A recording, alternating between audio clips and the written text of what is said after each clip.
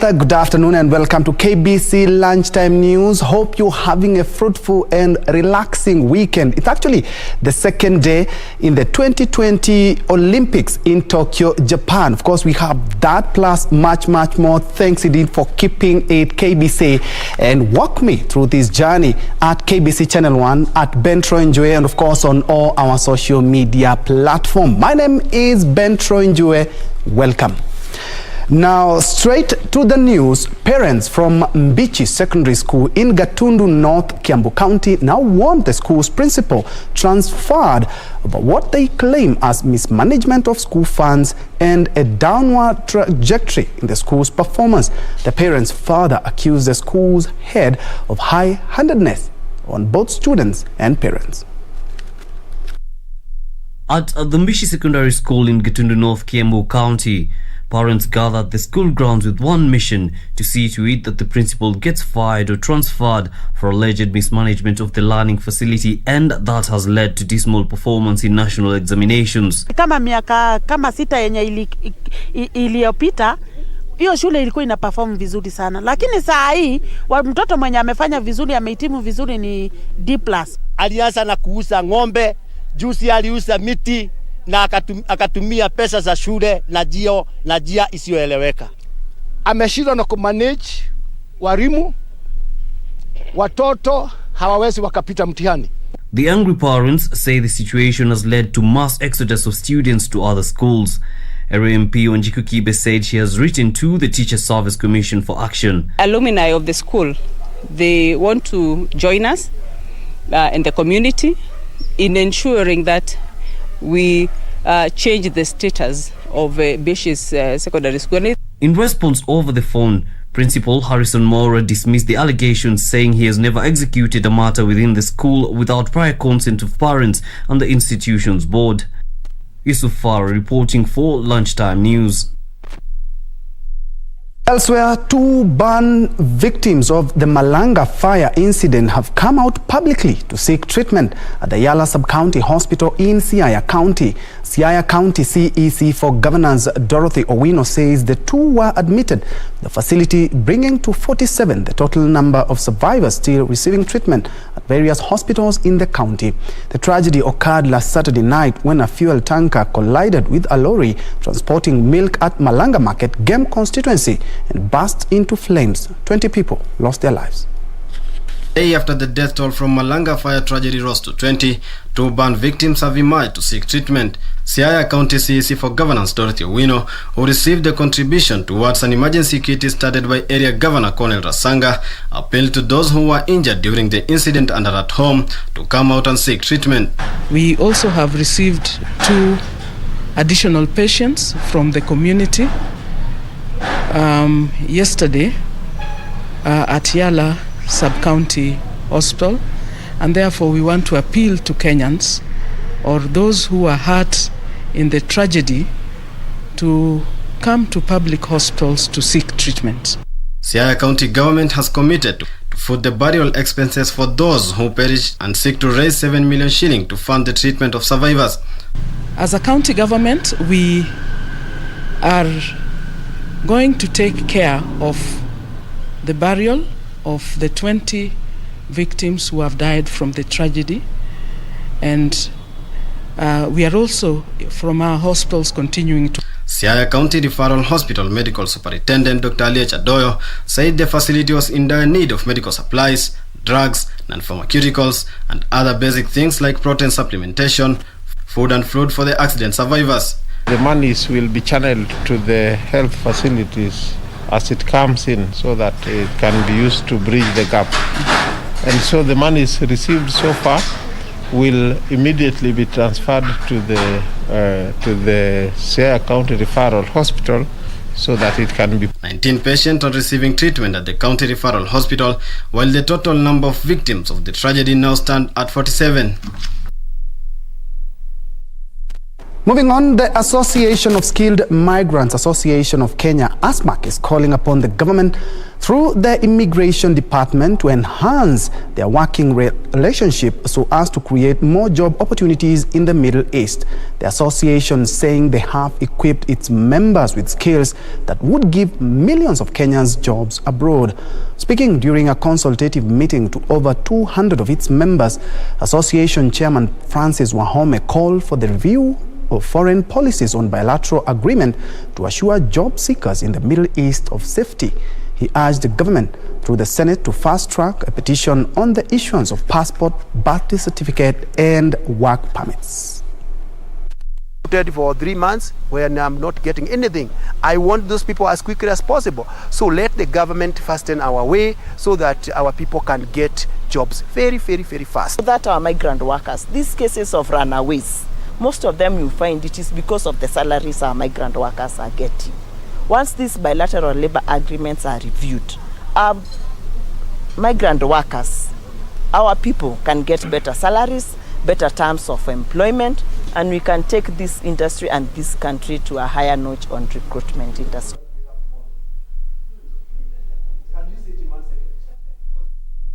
And Takaba residents in Mandera County have been urged to shun drugs and substance abuse and rather focus on education and make use of the recently refurbished Takaba Adult Education Center.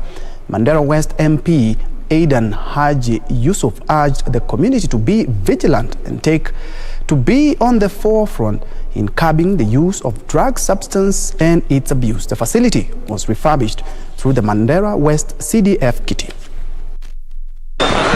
The drug menace in Takaba constituency in Mandera County has left the local authority and community at a crossroad, with the youth more so the students the most affected. Takaba town imekuwa hub center of drugs. Hiyo drugs inatoka Moyale huko Ethiopia. Watoto wengi sana wanatumia bangi hapa. The drugs, especially bang, is mostly sneaked into the country from neighboring Ethiopia to avoid police roadblocks.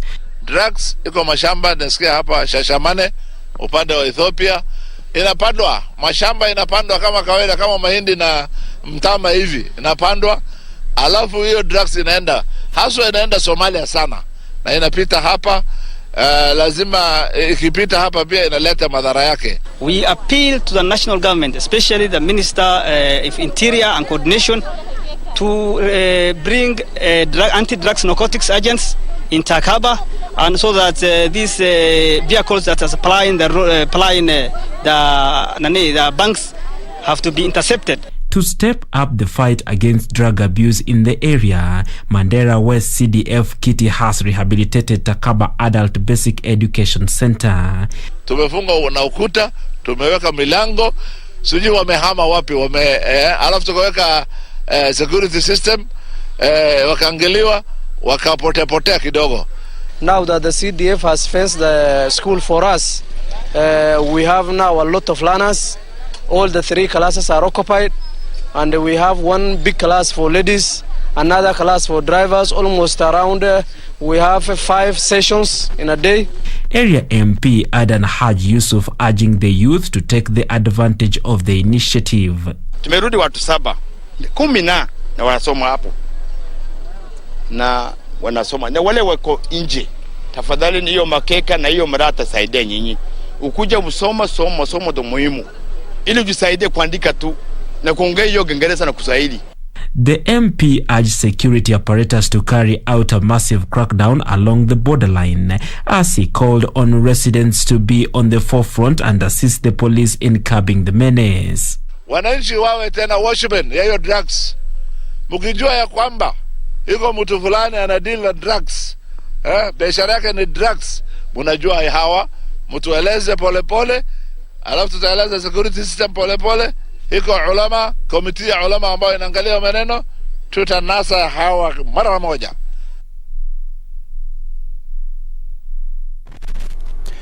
Moving on, government spokesperson Colonel Cyrus Oguna is urging the youth to guard against being misused by politicians. Oguna says the youth should follow leaders who direct them towards development and improving their livelihoods instead of those who lead them to destructive activities.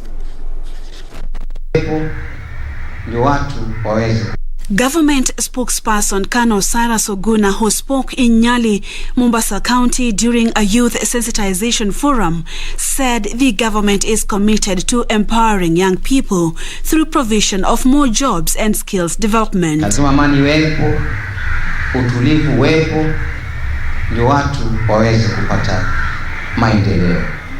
He noted it is only through productively exploiting the potential that the country can benefit economically. Miradi za serikali hapo Pwani ni zaidi ya 450 ya kuweza kusaidia vijana na pia sio vijana peke yao, lakini pia katika ile hali ya kuinua hali ya uchumi wa eneo hili la Pwani pamoja na Kenya yote kwa ujumla.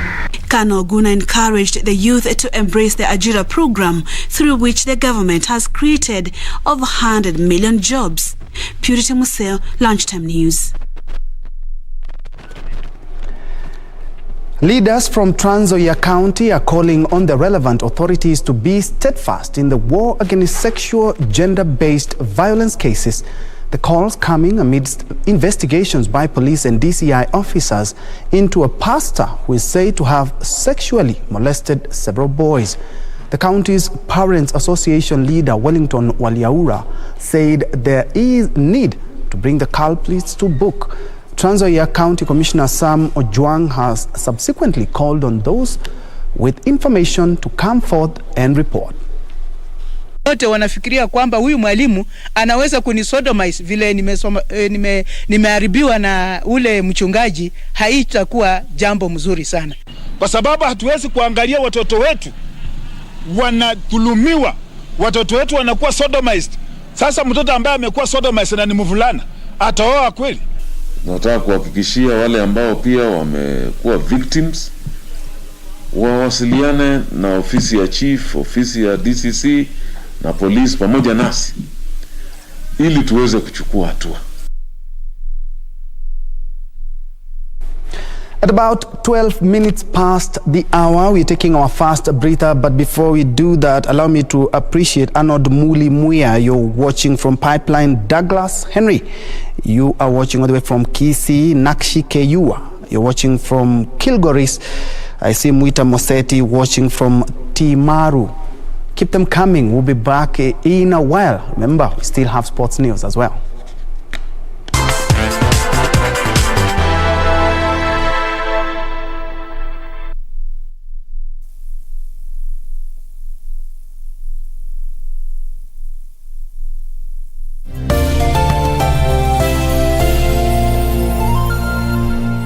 Ya kemkem kwa upande wa kilimo na ufugaji.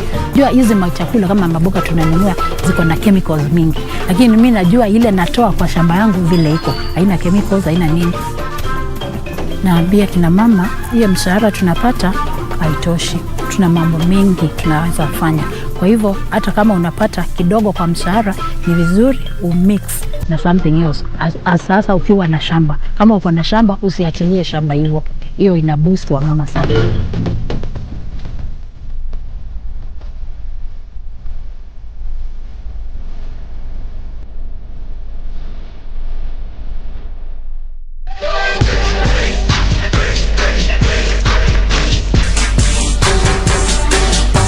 Because the only snowman we need to worry about is the one that you're looking at right here. Mayor of Miami himself, the Guillermo Camacho.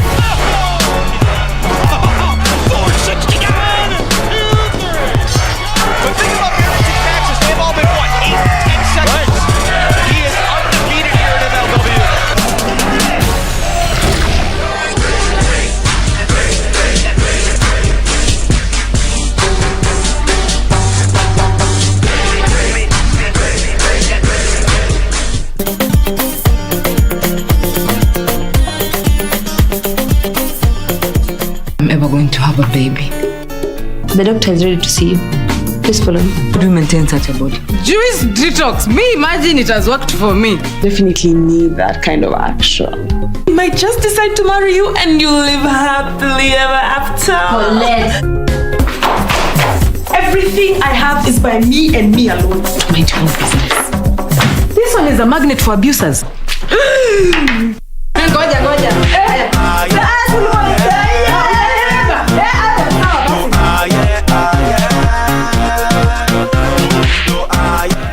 Cheers.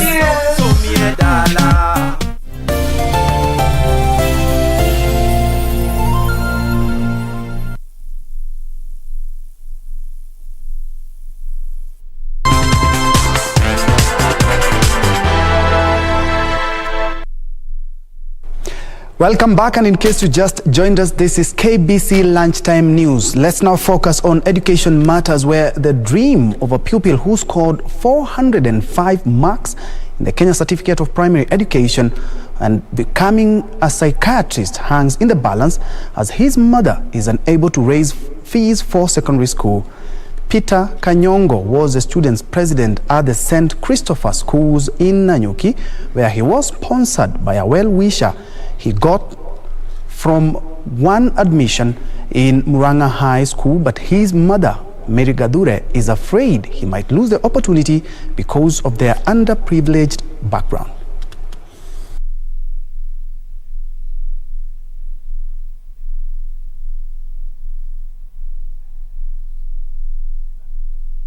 Nilikuwa nasomea shule ya St. Christopher's. Kuna mtu alinichukua kwenye huku tu kwenye tunaishi, akaona naweza soma, akanipeleka huko nikasoma. Ningependa sana watu kama mimi nikifaulu wasipitie shida yenye nilipitia hapo awali.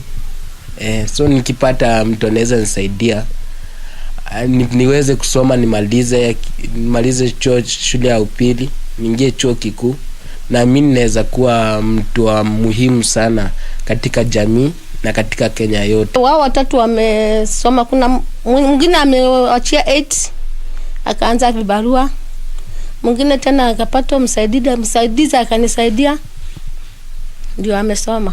Au wengine bado wako primary. Na huyu kijana wangu amepata 4-5. Sina pesa ya kumpeleka hiyo shule hata shilingi. So nilikuwa naomba mwenye akona usaidizi nisipoteze mtoto mwenye amejitolea. I thought of looking for a sponsor who would take care of that boy. So we visited their home and they were in a dire, desperate situation. They hardly would get all the meals in a day. And when I looked at their circumstances, I felt the need to support the boy.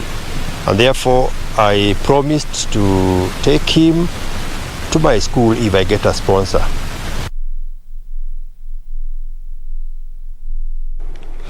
And hoping someone will come to the aid of Peter to achieve his dreams. Moving on, Water, Sanitation and Irrigation Cabinet Secretary Cecily Kariuki has criticized the move by a section of leaders from Nyandarua County to politicize development projects launched by the national government in the region. Kariuki, who spoke in Daragwa constituency in Nyandarua County, cited a number of crucial water projects that were on the verge of stalling as a result of some leaders' move to politicize their implementation.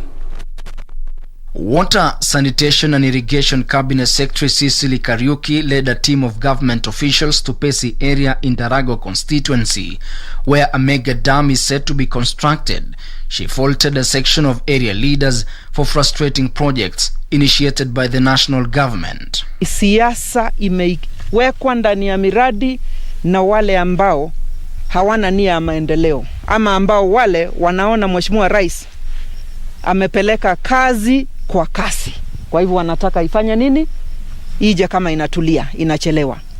Citing the construction of the Kariminu Mega Dam, Mwache Dam, Northern Collector, Thwake among others, Kariuki called on residents to be wary of leaders who are inciting them against projects meant to solve their problems.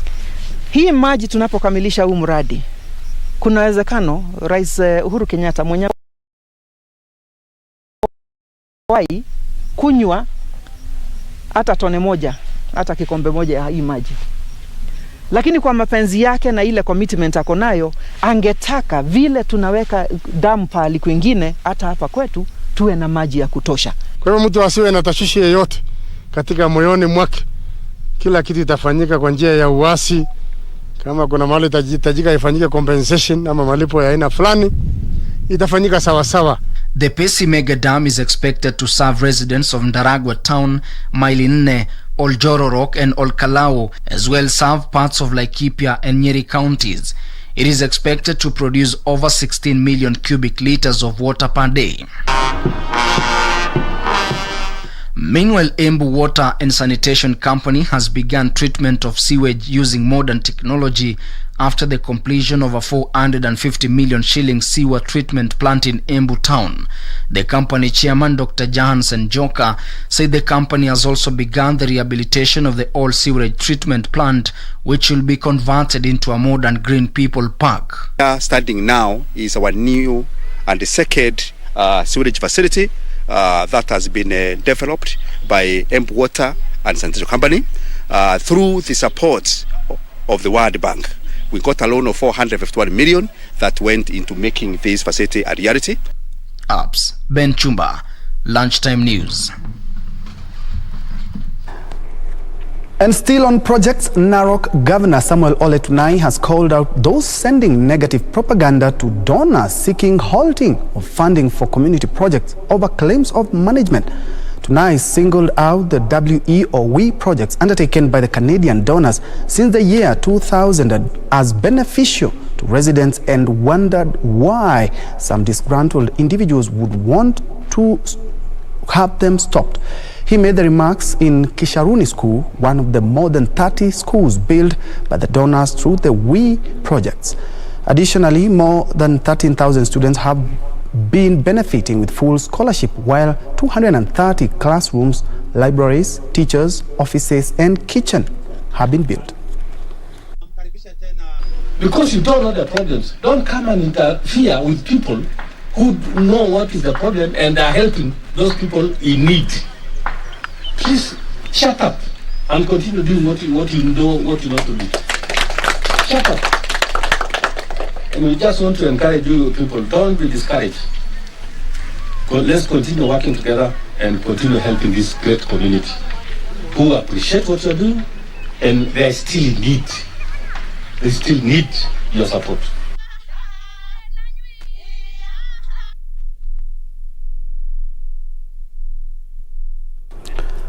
Let's now shift focus to political matters, where the Service Party leader Mwangi Njue has faulted the arrest of Mathira MP Rigathi Gachagua on Friday, saying he is being targeted because of his political stance. Njue accused the security apparatus for allegedly intimidating and harassing political leaders who are opposed to the government. The arrest of Mathira legislator Rigathi Gachagua appears to have rattled a section of leaders. The Service Party leader Mwangi Njue has castigated the manner in which the Mathira MP was arrested, saying it was politically motivated. Hata kama hatuna vita na upiganaji na kupigana na uvizandi. Manake uvizandi lazima tuweke kipaumbele, na kila Mkenya ambaye anataka kujitetea kuwa rais wa nchi ya Kenya anajitetea kwa mrengo wa kwamba atapigana na corruption. Lakini hii corruption ndio nataka kuuliza, kwani kuna corruption ya kieleweke na corruption ya tangatanga.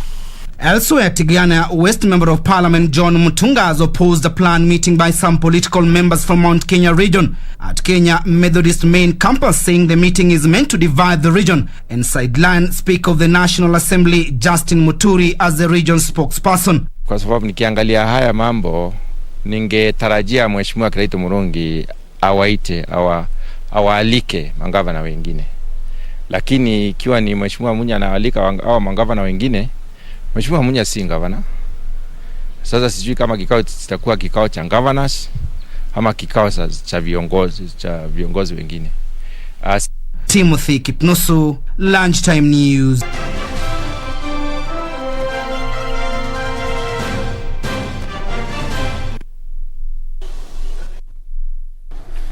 Time to play now. We begin with boxing, where Kenya's Nick Okoth has just lost his first bout in the 52 to 57 kilograms category, going down 3-2 on points to Eden Sad Batar of Mongolia. It's a setback, but all we can say for now is go Team Kenya. Elsewhere, the Kenya Communications Organization KECOSO Games Governing Council has given guidelines on the resumption of the sporting activities. The Council's Secretary General Omole Asiko said that the preliminary of the different games will start on the 24th of next month and will run to the 1st of September. Asiko said the games will be played in Nairobi and Mombasa. Earlier, there were plans for the event to take place in Kericho, but due to the lockdown that was imposed over COVID-19, the council rescheduled the events to Nairobi and Mombasa. That's Aviation School, East African Aviation College, and the other pool will be based in Baraki Sports Club in Mombasa. That's in football. In volleyball, again, we shall have 5 teams, again, divided in 2 pools, one pool in East African School of Aviation, and the other pool in Baraki Sports Club in Mombasa. The same will happen with basketball. Again, we shall be having 5 teams, and again, they'll be divided into 2 pools. Basketball, we have the same, 2 pools, East African School of Aviation and also Baraki Sports Club in Mombasa.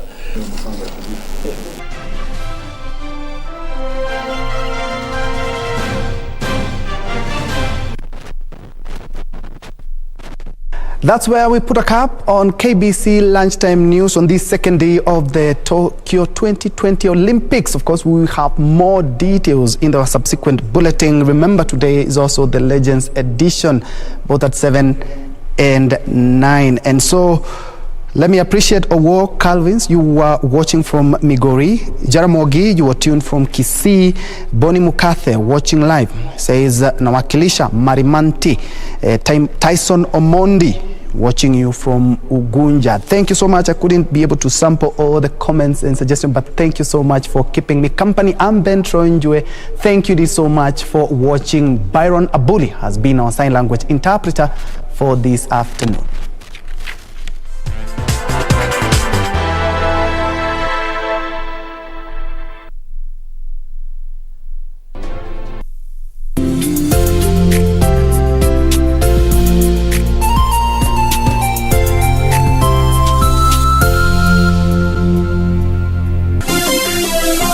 Vera Beauty College. Vera Beauty and Fashion College, with branches in Nairobi, Eldoret, Thika and Meru. Did you know that we are a TVET approved institution? We offer courses in fashion design, interior design in soft furnishing, event decoration, flower arrangement, event planning, hairdressing, barbering and dreadlocks, beauty therapy, makeup, nail technology, spa massages, teaching skills, TOT, solo business management, and many more. Register now and visit our website on www.verabeautycollege.com. You can also call on 0725